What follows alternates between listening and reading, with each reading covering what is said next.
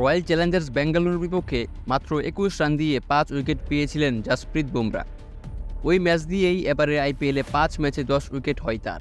রোববার চেন্নাই সুপার কিংসের বিপক্ষে উইকেট শূন্য থাকছেন তিনি। এই ম্যাচে একটি উইকেট পেয়েছেন মুস্তাফিজুর রহমান, তাতে দুজনের উইকেট সংখ্যা সমান হলো। ৬ ম্যাচে ১১ উইকেট নিয়ে আইপিএলে পার্পল ক্যাপ এখন যুজবেন্দ্র চাহালের কাছে, তাকে দাওয়া করছেন Bumrah pitch. Tiger pacer Mumbai ইন্ডিয়ান্সের বিপক্ষে নেন টিম ডেভিডের উইকেট। এদিন ৪ ওভারে ৫৫ রান ক্রস করেন তিনি। তার দল জিতে ২০ রানে। নিজেদের মাঠে টস জিতে প্রথমে বোলিং করার সিদ্ধান্ত নেয় মুম্বাই।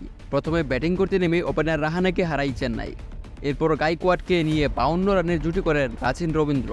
রাচিন ২১ রানে ফিরে গেলেও ব্যাট হাতে জ্বর তুলতে থাকেন চেন্নাই অধিনায়ক।